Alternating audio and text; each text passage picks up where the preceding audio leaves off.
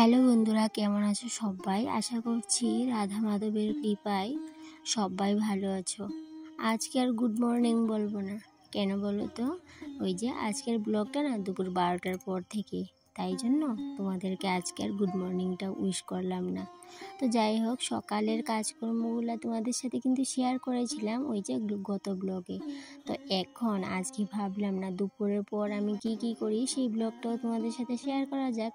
তাই জন্য এই যে সবার প্রথমে কি করলাম বলো তো, ওই যে প্লাস্টিকের ঝুড়িটা আমার ঘরে ছিল, কিছুদিন আগে নিয়ে এসেছিলাম, তো সেটার মধ্যে রাখলাম ওই যে একটা ধনিয়ার প্যাকেট, তার সাথে একটা হলুদের প্যাকেট, আর ছিল কয়েকটা মেথি, আর কিছুটা ছিল ওই যে মৌরি, তো তার সাথে বেসনের প্যাকেট ছিল একটা, আর চা পাতার প্যাকেট ছিল। এগুলো না ছোটো ছোটো কিছু জিনিস, এগুলোকে আমি কোথায় যে রাখি হঠাৎ খুঁজে পাই না, তাই জন্য এই ঝুড়িটার মধ্যে রেখে দিলাম।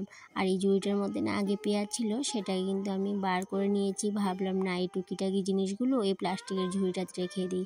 তো তার সাথে এই যে হলুদ আরেকটা আমার টিফিন বক্স দেখতে পাচ্ছ, সেটার মধ্যে রেখে দিলাম কয়েকটা ভিমবার সাবান, তার সাথে কয়েকটা গরম মশলার প্যাকেট। তো টুকিটাকি জিনিসগুলোকে গুছিয়ে নিলাম। তারপরে এই যে ডালের কৌটা নিয়ে নিলাম হাতে, কেন কি আজকে না এখনও পর্যন্ত কিন্তু রান্না করা হয়নি। আর খুব গরম দিয়েছে জানো তো বন্ধুরা, এতটা গরম বাইরে কি বলবো, রোদের হিটে গড়ে একদমই থাকা যাচ্ছে না, একদম ঝাঝালু গরম যাকে বলে সেই গরমটা। আর এইদিকে দেখো, প্রত্যেক দিন যে আমি নিয়ম করে এই যে ডাল রান্না করার সময় ডালটা থেকে 3 চিমটি ডাল রেখে দিই আরেকটা কৌটাতে, সেটাও কিন্তু করে নিলাম। এত গরম দিয়েছে বাইরে, তারপরেও কিন্তু কি বলবো তোমাদের, আমার কিন্তু নিয়মগুলো করতে একদমই ভুলে যাই না। আমি সবগুলাই কিন্তু ঠিক মনে করে থাকি। যেগুলো আমি রান্না করে সব সময় ফলো করে থাকি, যেই নিয়মগুলো আমি করে থাকি সেগুলো তো আমাকে মানতেই হবে, তাই না? তো যাই হোক, সব দিন তো আর তোমাদের সাথে শেয়ার করা হয় না, তো যেই দিন পারি সেই দিন অবশ্যই তোমাদের সাথে শেয়ার করি, আর সেটা তো তোমরা দেখতেই পাও। তারপর কি করলাম বলো তো, এই যে কুকারে বসিয়ে দেবো ডাল, তার সাথে ইন্ডাকশনে ভাতের হাঁড়িটাও বসিয়ে দিলাম, ভাতের সসপ্যানটা। তো যাই হোক, এদিকে দেখো কুকারে ডালটা যেহেতু আমি বেশি পছন্দ করি না, তাই জন্য কুকারে যে ডালটা বসাবো সেটা কিন্তু একদমই সিটি দেবো না, সিটি দেওয়ার আগেই কিন্তু নামিয়ে নেব।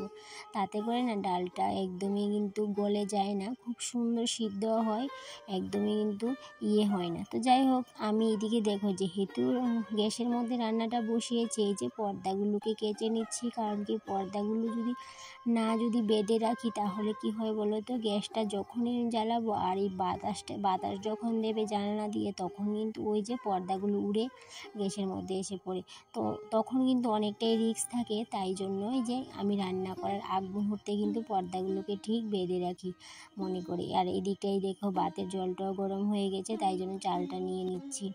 তো চালটা নেওয়ার সময় কিন্তু একটা নিয়ম ফলো করি, সেটা তো তোমাদের সাথে আগের ব্লগে শেয়ার করেছিলাম, 2-3 দিন আগে একটা ব্লগ শেয়ার করেছিলাম, সেটাতে তো শেয়ার করেছিলাম। তো যাই হোক, আজকেও ভাবলাম না আজকেও শেয়ার করে নিই। এদিকে দেখো, প্রথমে চালটা নেওয়ার পরে এই চালটা থেকে কিন্তু বাম হাত দিয়ে 3 চিমটি চাল রেখে দিলাম আমার চালের কৌটাতে, চালের ড্রামে। তারপর কিন্তু আবার যে রান্না করার জন্য যেই চালটা নেব, সেখান থেকেও কিন্তু বাম হাতে 1 মুঠ চাল আমি এই কৌটাটাতে রাখবো, কারণ কি এটা কিন্তু আমি প্রত্যেক দিনই করে থাকি, এই যে চাল আর ডালের ব্যাপারটা। তো যাই হোক, আমি আমার মতো করে নিয়মগুলো পালন করি, সবাই করে কিনা জানি না। তারপরে এই যে মাঝে মধ্যেই 10 টাকা 20 টাকা এই কৌটাটার মধ্যে রাখি, তবে সব দিন রাখতে পারি না, যেদিন পারি সেদিন কিন্তু রাখি। তবে জমাতে কিন্তু অনেকটাই জমিয়ে নিয়েছি এটার মধ্যে টাকাটা, হয়তো বা তেমন বেশি না, কিন্তু তবু যেটুকু জমিয়েছি ভালোই জমিয়েছি। ভাবলাম আজকে তোমাদের সাথে শেয়ার করবো না কত টাকা জমিয়েছি, আবার ভাবলাম না শেয়ার করিনি, আমিও নিজেও জানি না কত টাকা হয়েছে। তো যাই হোক, এদিকে দেখো এই যে দুটো 100 টাকার নোট, তার সাথে একটা 50 টাকার নোট, আর তার সাথে আজকে তো 10 টাকা দিয়েছি, তো হলো 260 টাকা। আর আমি যেই জিনিসটা পছন্দ করে রেখেছি কিচেনের জন্য, সেই জিনিসটার দাম হচ্ছে 1300 টাকা।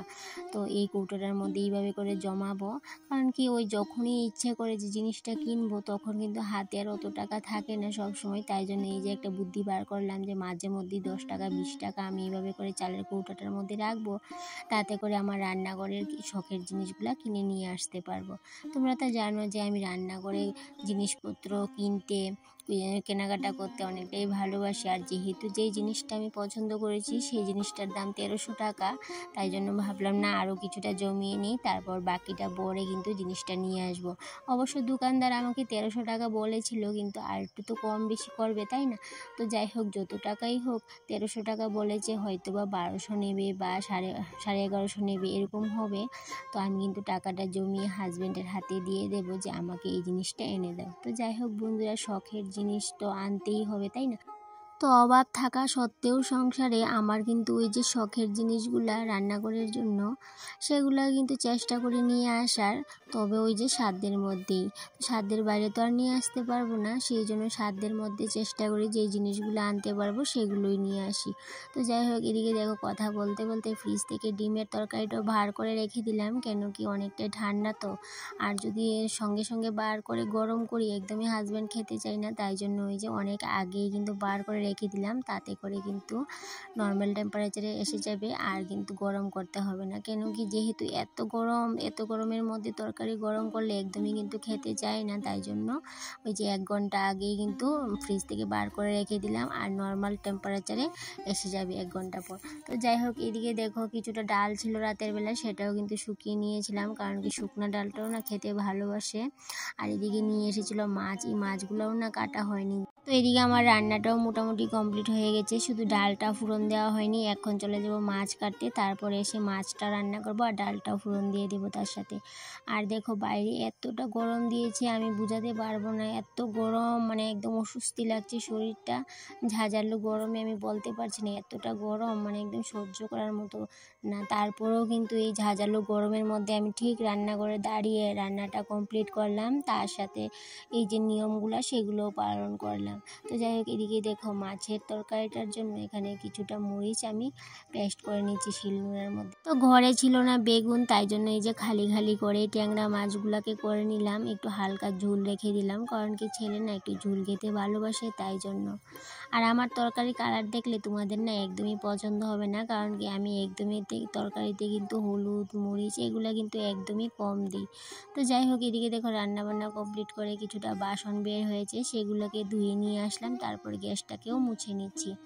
যেহেতু রান্নার সঙ্গে সঙ্গে গ্যাসটাকে মুছে নিতে হয়, তার আগে কিন্তু এই যে ঘরের গুরুজনদেরকে খাবার দিতে নেই, তাই জন্য এই যে গ্যাসটাকেও মুছে নিলাম। আর বাইরে এতটা গরম দিয়েছে মানে বলে বোঝাতে পারবো না, গরমে কিন্তু একদম অস্বস্তি লাগছিল শরীরটা, যেহেতু আমার রান্নাঘরটা টিনের, তাই জন্য কিন্তু আরও বেশি কষ্ট হয়েছে।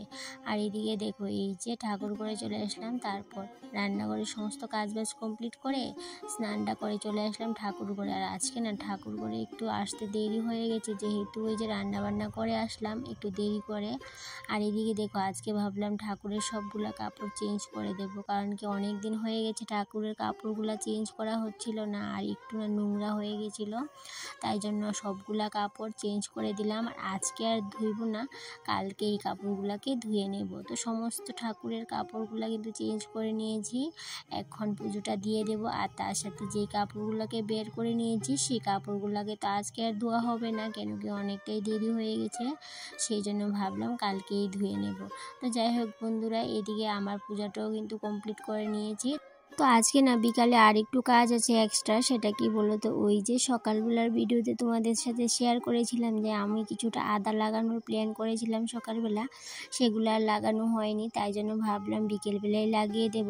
কারণ কি সকালে না আদাগুলোকে লাগানোর চেষ্টা করেছিলাম, কিন্তু সময় একদমই বার করতে পারিনি, তাই জন্য বিকেলবেলা এই যে খাওয়া দাওয়ার পর চলে আসলাম আদা লাগাতে। তো সকালবেলা হাজব্যান্ড মাটিটাকে ভালো করে কুপিয়ে তারপর এই মাটিটার মধ্যে না ছাই ভালো করে মিশিয়ে দিয়েছে, কারণ আদা লাগাতে গেলে ছাই দিলে নাকি অনেকটাই ভালো হয়, তাই জন্য অনেকটাই ছাই ছিল। তো সেই ছাইটাকে একদম মাটির সঙ্গে খুব সুন্দর করে মিশিয়ে আমাকে কিন্তু রোল করে দিয়ে গেছে। এখন আমি কিন্তু এই যে শুধু আদাটা লাগিয়ে দেবো, বাস এইটুকুই। আর এই ছাইগুলা কোথা থেকে নিয়ে এসেছি বলো তো, ওই যে শীতকালে গাছের অনেক পাতা ঝরেছিল, তো সেই পাতাগুলোকে না একসাথে করে জমিয়ে তারপরে পাতাগুলোকে ছাই করে বস্তা ভরে রেখে দিয়েছিলাম এই আদা লাগানোর জন্য। তো যাই হোক, এখন কিন্তু এই ছাইটা মিশিয়ে আদাটা লাগিয়ে নিচ্ছি, জানি না কতটুকু ভালো হবে আদা, তবু লাগিয়ে দিচ্ছি। তো যাই হোক বন্ধুরা, আজকের ব্লগ ভিডিওটা না এই পর্যন্তই, আবার দেখা হবে পরবর্তী কোনো একটা ব্লগে। ততক্ষণে তোমরা ভালো থেকো, সুস্থ থেকো, টাটা।